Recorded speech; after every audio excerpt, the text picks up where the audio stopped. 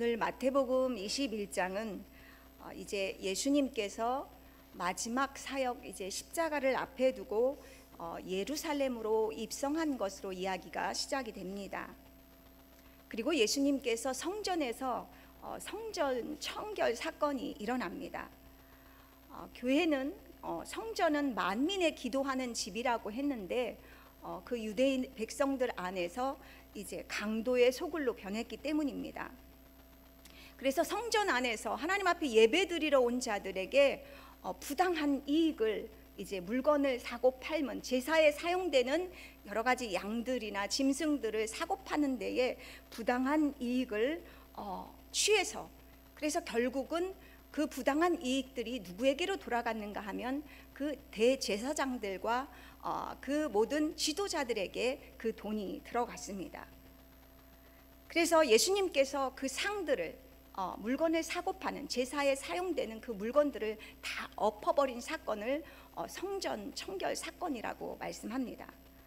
그래서 이제 그 성전의 대제사장들과 장로들이 예수님 앞에 나와서 질문을 하고 있습니다.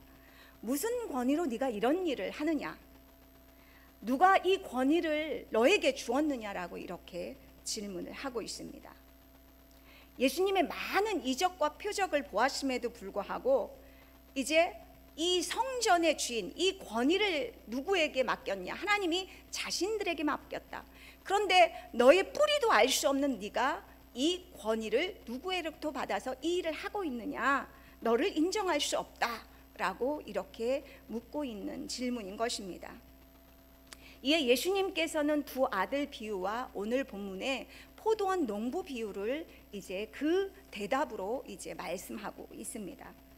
오늘은 특별히 포도원 주인과 그 농부의 입장을 자세히 살펴보면서 하나님이 우리에게 주시는 말씀을 들어보겠습니다. 포도원 농부 비유의 대략 우리가 읽었지만 대략 이야기는 그렇습니다.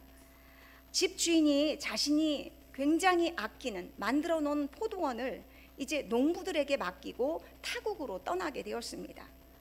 이제 추수 때가 되어 열매 맺을 때가 되어서 이제 열매를 그 임대한 농부들에게 요구하기 위해서 종들을 보냈습니다.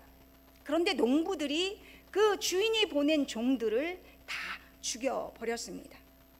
심지어 주인의 아들까지도 죽였다라는 이야기입니다. 예수님이 이제 이 이야기, 본문의 이야기가 끝나고 이제 질문을 합니다. 포도원 주인이 올 때에 그 농부들을 어떻게 하겠느냐? 오늘 그 앞에 자신들에게 그 권위가 누구에게로부터 왔느냐라고 하는 그 종교 지도자들을 향해서 하고 있는 질문인 것입니다. 땅 주인과 소작농의 관계는 오늘날과 아마도 예수님 당시와 비슷한 것 같습니다. 땅에 대한 임대료를 주인에게 주고 나머지는 이제 땅의 경영권 소장인에게 돌아가는 것 같습니다.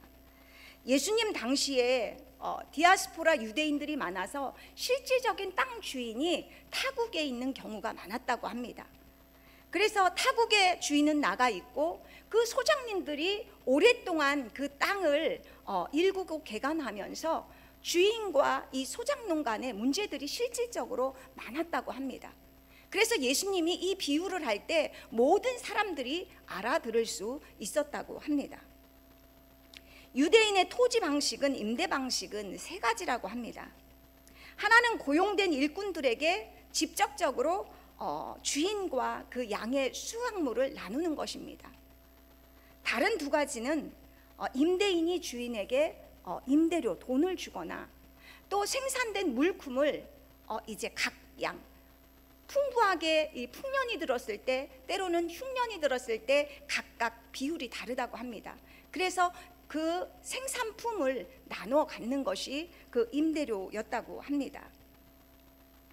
특별히 오늘 포도원 농부의 비유는 우리가 잘 알고 있는 이사야 5장에 있는 포도원 노래와 굉장히 그것을 배경으로 예수님이 말씀하고 있습니다.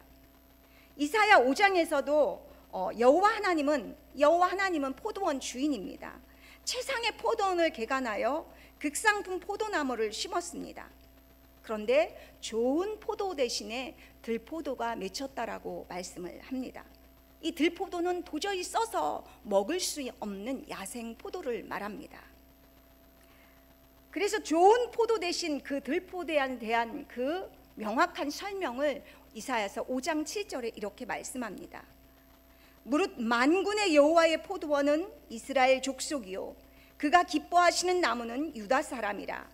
그들에게 정의를 바라셨더니 도리어 포악이요 그들에게 공의를 바라셨더니 도리어 부르짖음이었도다. 하나님께서는 유다 사람들을 그 팔레스타인 땅 가나안 땅에 심으셨습니다.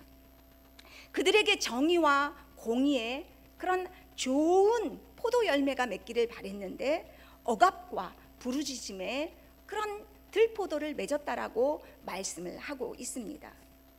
억압과 부르짖음의 들포도, 그것에 가장 근접한 이야기가 바로 아합 왕 때의 나봇의 포도원 사건이 아닐까 싶습니다. 북이스라엘 왕인 아합 왕은 왕궁 가까이에 있는 나봇의 포도원을 갖고 싶어 했습니다. 탐이 났습니다. 그가 빼앗은 이유는 그곳에 채소밭을 만들고 싶어 했습니다. 그래서 나봇에게 사람을 보내서 거래를 합니다. 내가 이것보다 더 좋은 포도원을 줄 거니까 바꿔달라고 하는 것입니다. 아니면 이에 상당한 합당한 돈을 주겠으니 이 포도원을 나에게 달라라고 하는 것이었습니다. 그런데 나봇은 이것은 대대로 우리 조상들이 나에게 물려준 유업이기 때문에 하나님께서 금하신 율법에 금하였기 때문에 이것은 팔 수가 없다라고 거절을 합니다. 결국 이세벨의 꾀에 의해서 이제 하나님을 저주했다라고 하는 그러한 가짜 거짓 증인을 내세워서 그 나봇을 죽여버리고 그리고 포도원을 빼앗는다는 이야기입니다. 이렇게 이스라엘 땅에 지도자로 세워주신 많은 왕들, 그리고 고관들, 그리고 제사장들이 이렇게 백성들을 억압하는 일들이 그 땅에 가득했다는 이야기가 아모스서에 또 미가서에 계속해서 나오고 있습니다. 오늘 포도원 노래에 하나님은 이렇게 심판호를 예언하고 있습니다. 울타리를 걷어버리겠다. 그 포도원의 담장을 헐어버리겠다. 그래서 심판을 예고하는 것으로 포도원 노래는 마치고 있습니다.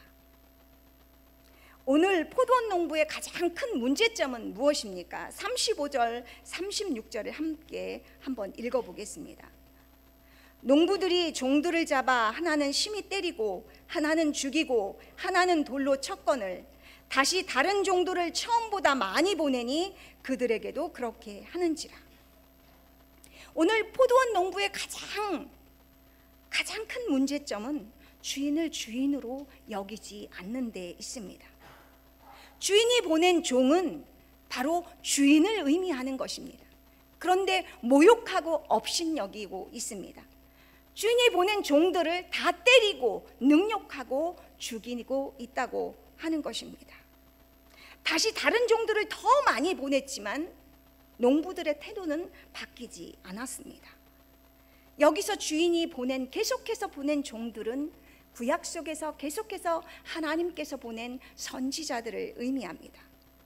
구약 시대에 하나님은 계속해서 시대마다 선지자들을 보내 하나님께로 돌아오라고 외쳤습니다. 하나님의 말씀을 그들의 입에 직접 주었습니다.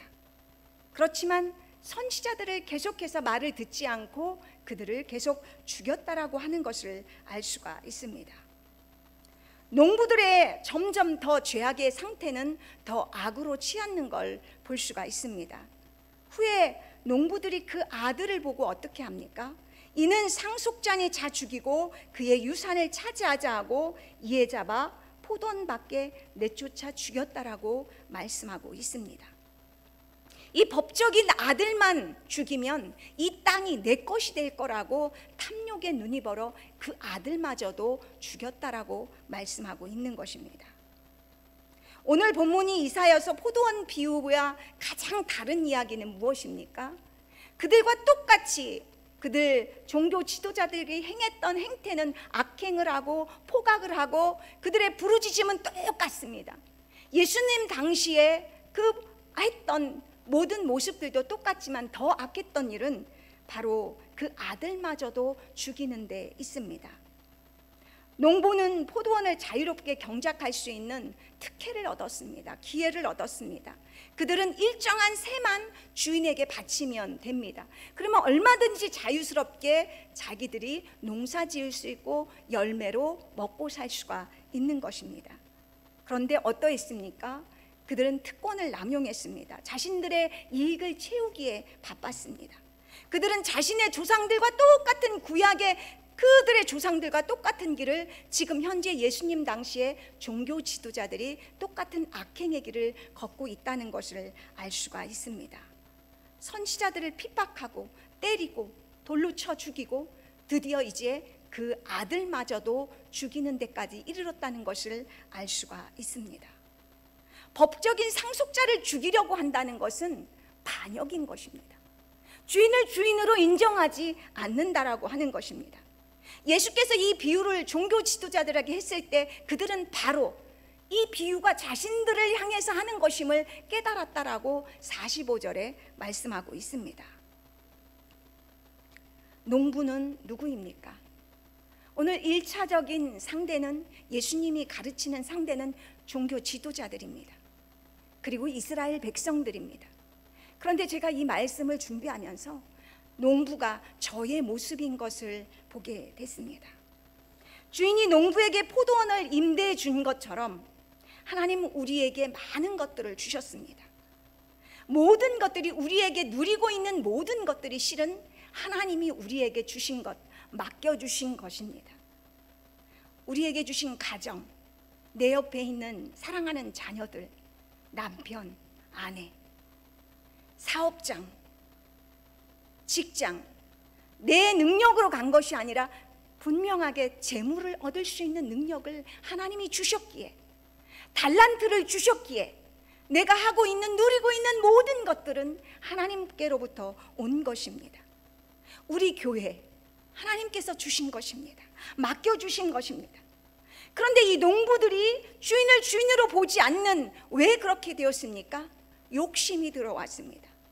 욕심이 지나쳐서 탐욕이 되었고 결국은 바로 하나님의 아들 되시는 예수 그리스도 마셔 죽이는 그런 반역죄를 죽인 것을 볼 수가 있습니다.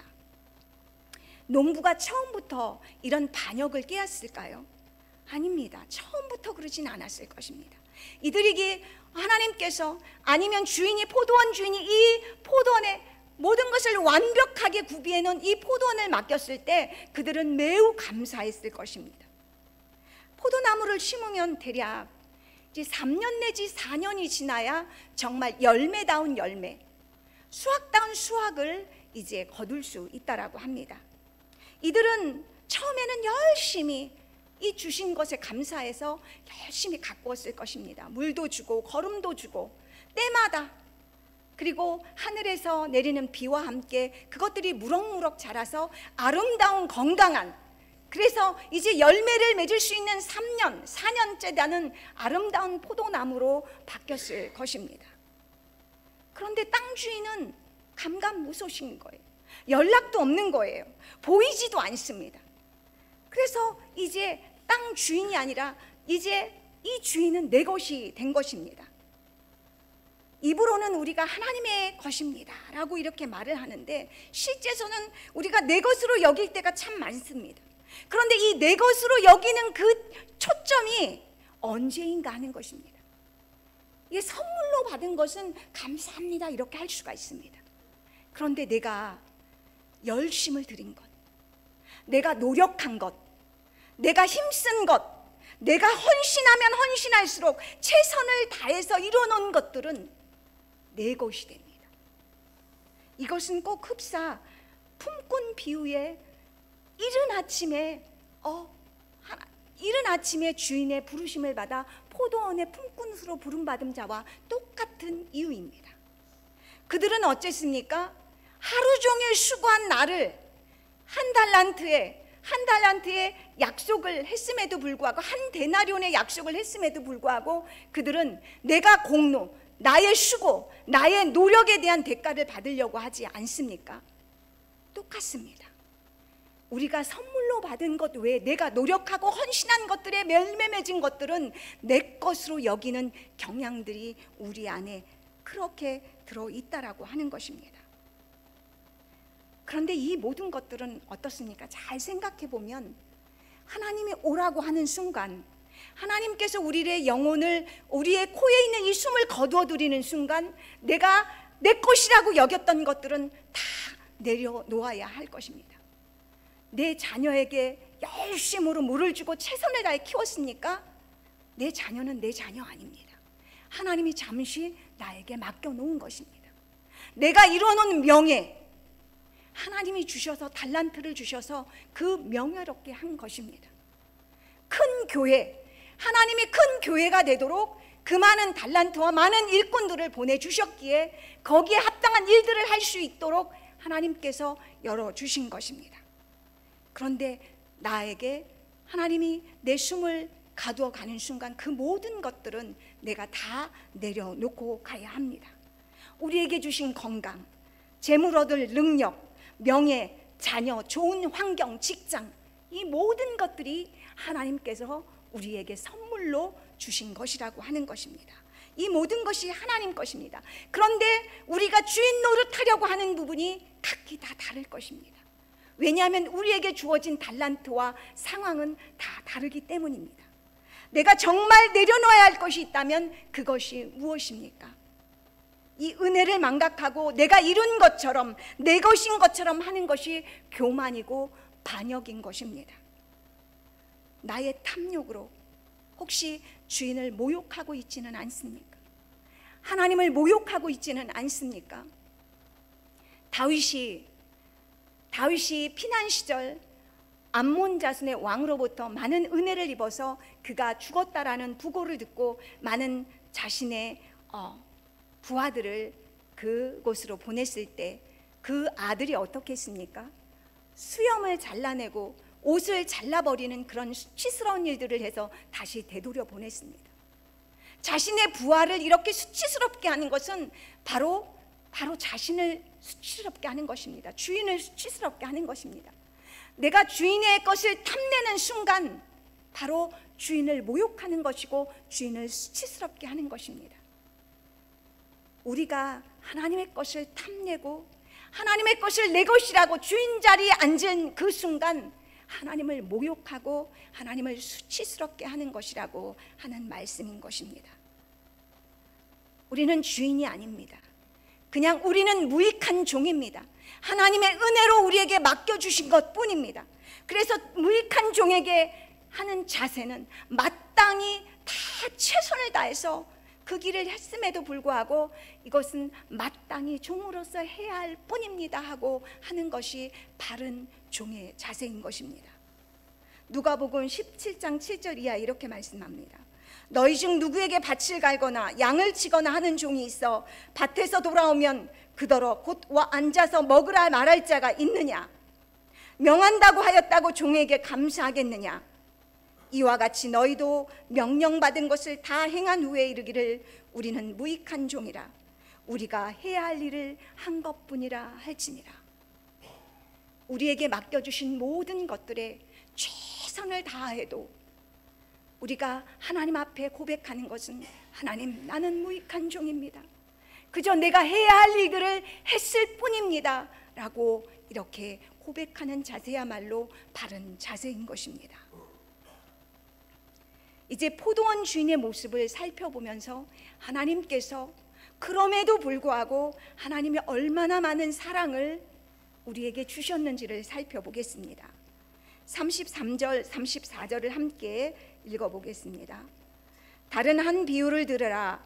한 집 주인이 포도원을 만들어 산울타리를 두르고 거기에 즙 짜는 틀을 만들고 망대를 짓고 농부들에게 세를 주고 타국에 갔더니 열매 거둘 때가 가까움에 그 열매를 받으려고 자기 종들을 농부들에게 보내니, 포도원 주인 하나님은 최상의 포도원의 환경을 만들어서 농부들에게 임대를 해 주었습니다. 그 포도원에 돌을 개간을 했습니다. 돌멩이를 걸러내고 그리고 밭을 일구어서 극상품 포도나무를 심었습니다.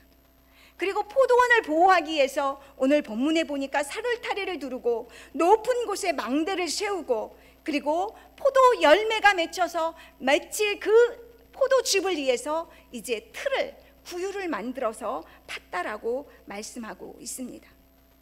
오늘 세 가지, 사늘타리를 두르고 망대를 세우고 그 포도원 틀을 구비했다라고 하는 것은 하나님의 보호의 의미도 있지만 구별의 의미도 있습니다. 성전에 그 울타리로 막을 쳐서 세상과 구별하듯이, 예루살렘의 성벽을 쳐서 이 세상과 구별하고 그 성전 안을 구별하듯이, 이렇게 구별의 의미가 있습니다. 하나님은 이스라엘 백성과 언약 관계를 맺었습니다. 아브라함에게는 할례를 통해서 그 구별을 했습니다. 그리고 율법과 성전 희생제사를 주셔서 하나님은 이스라엘 백성과 가나안 땅 세상을 구별하셨습니다. 이렇게 구별하기는 이유가 무엇입니까? 가나안 땅의 세상의 백성들과 구별하여서 하나님의 자녀답게, 제사장의 나라답게 그들이 하나님의 뜻을 통해서 하나님의 빛을 드러내기 원하셨기 때문입니다. 그러나 이스라엘 백성들이 어떠했습니까? 점점 시간이 흐르면서 하나님을 떠나버렸습니다. 그리고 우상 숭배를 하기 시작했습니다. 그리고 세상과 동화되기 시작했습니다. 그럴 때 하나님은 계속해서 선지자들을 보내고 또 보냈습니다. 그리고 이제 마지막으로 하나님께서 그 아들을 보내신 것이 오늘 바로 포도원 비유의 이야기인 것입니다. 종들은 구약의 선지자들을 아까 말씀드린 것처럼 그렇게 선지자들을 의미합니다. 역대 24장 여호와의 아들 스가랴가 성정뜰에서 어떻게 죽었습니까? 돌에 맞아 죽었습니다. 왜? 하나님의 말씀을 전한다는 이유, 바른 말을 한다는 이유였습니다.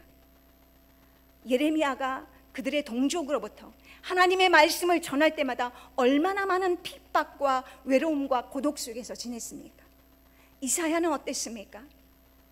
많은 사람들에 의하면 므낫세에 의해서 톱으로 그의 시체를 그렇게 극악무도한 죽음을 맞이했다라고 합니다.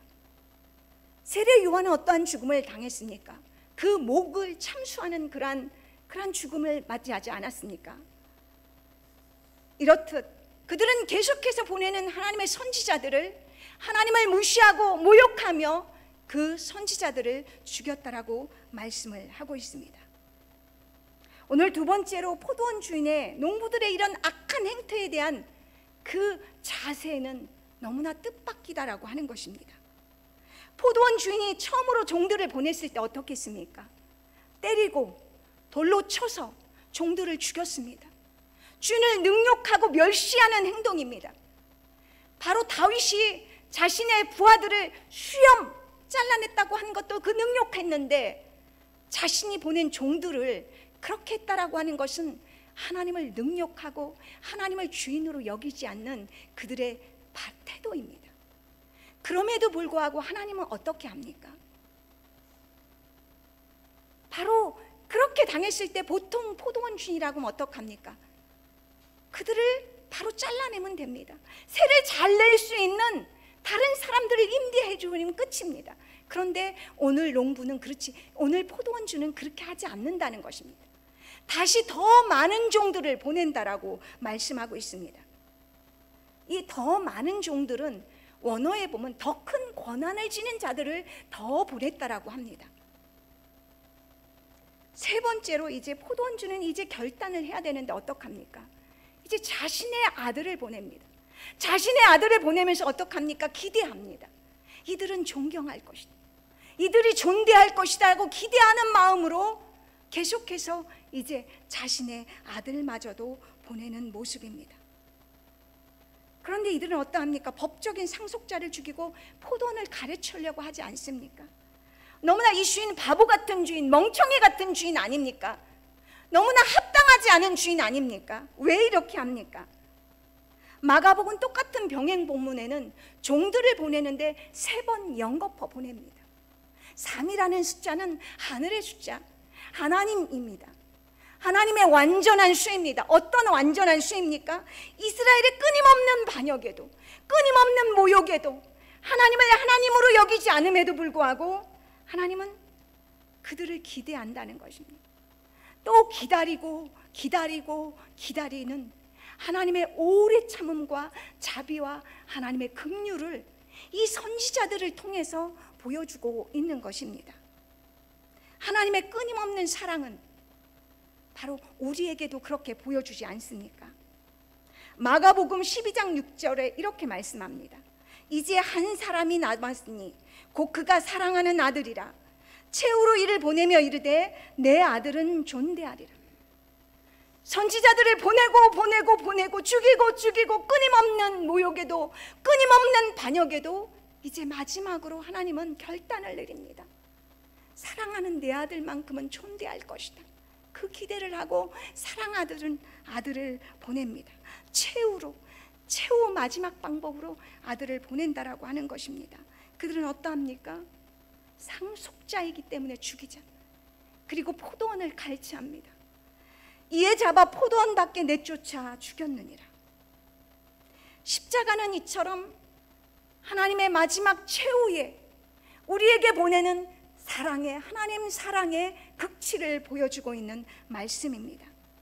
하나님께서는 건축자들이 쓸모없다고 버린 돌을, 종교 지도자들이 쓸모없다고 버린 돌을 하나님께서는 오늘 머릿돌로, 기초돌로 삼아주셨다라고 말씀하고 있습니다.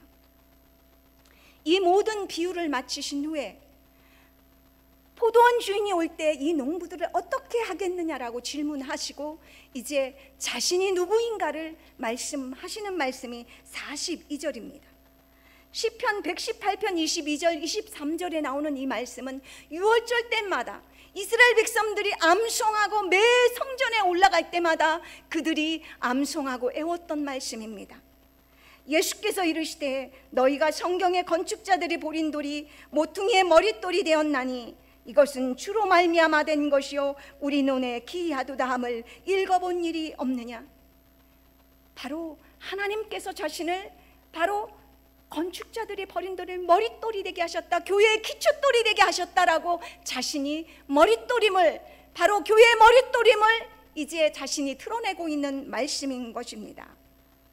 다니엘서 2장에는 손대지 아니한 돌, 뜨인 돌이 나옵니다.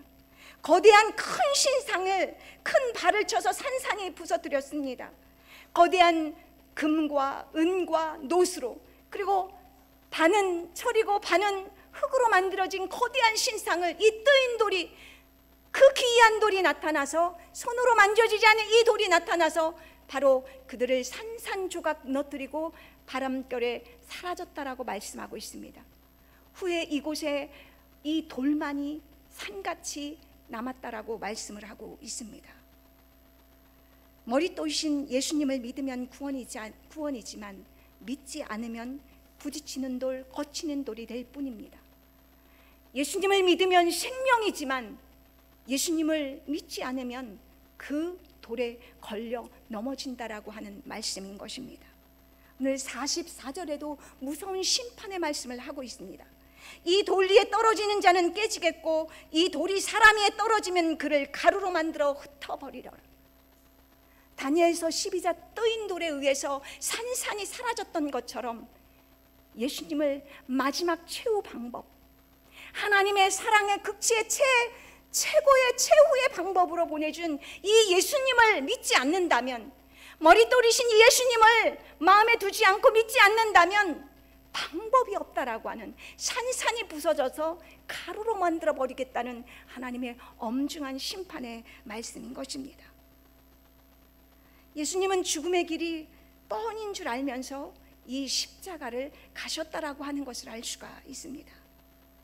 이처럼 예수님은 하나님 사랑에, 하나님이 선지자들을 보내고 죽이고 보내고 죽이고 하는 그 오래된 하나님의 긍휼하심의 극치가 마지막 예수 그리스도를 보내셨다라고 하는 데 있습니다. 하나님의 최후 통첩인 것입니다. 이 예수님만이 우리의 살 길이고, 하나님만이 답이고, 하나님이 얼마나 우리를 사랑하셨는지를 보여주시는 최후의 방법이 예수 그리스도입니다. 그것을 저버리면 우리는 더 이상 방법이 없다라고 하는 것입니다. 로마서 5장 8절입니다. 우리가 아직 죄인 되었을 때에 그리스도께서 우리를 위하여 죽으심으로 하나님께서 우리에 대한 자기의 사랑을 확증하셨느니라. 제가 이 하나님께서 이 농부가 과연 누구인가? 우리는 농부 같지 않습니까? 하나님의 은혜를, 하나님의 자녀가 되었음에도 불구하고 우리가 얼마나 하나님을 능욕하고 하나님을 저버릴 때가 많습니까? 그럼에도 불구하고 하나님은 계속해서 이 선지자들을 보냈다라고 하는 것입니다. 죽이면 보내고, 죽이면 또 보내고, 그런데 마지막에 예수 그리스도를 보냈다라고 하는 것입니다. 죽일 줄 뻔히 알면서 보냈다라고 하는 것입니다. 제가 지난주에 이제 저희 큰딸을 이제 캐나다에 보냈습니다. 저는 하나님을 믿는 사람인지라 하나님을 의지했기 때문에 그래도 그렇게까지 뭐 이렇게 마음이 아플까? 그런데 제가 떠나고 보내고 나니 너무나 가슴이 미어지는 것입니다. 그런데 이 하나님이 오버랩이 됐습니다. 하나님은 죽으실 줄 알고 저의 마음이 이렇게 저리고 아픈데, 우리 아이는 멀쩡히 잘 살고 있음에도 이러고 이렇게 내 마음이 아픈데, 단지 내 옆에 없을 뿐인데 우리 하나님은 그 아들을 어떻게 보내셨을까? 이미 농부들이 뻔히 죽일 줄 알고 그리고 보내셨을 그 하나님을 생각하니 제가 너무 먹먹했습니다. 하나님은 나를 이렇게 사랑하시는구나. 저만 이렇게 사랑하시겠습니까?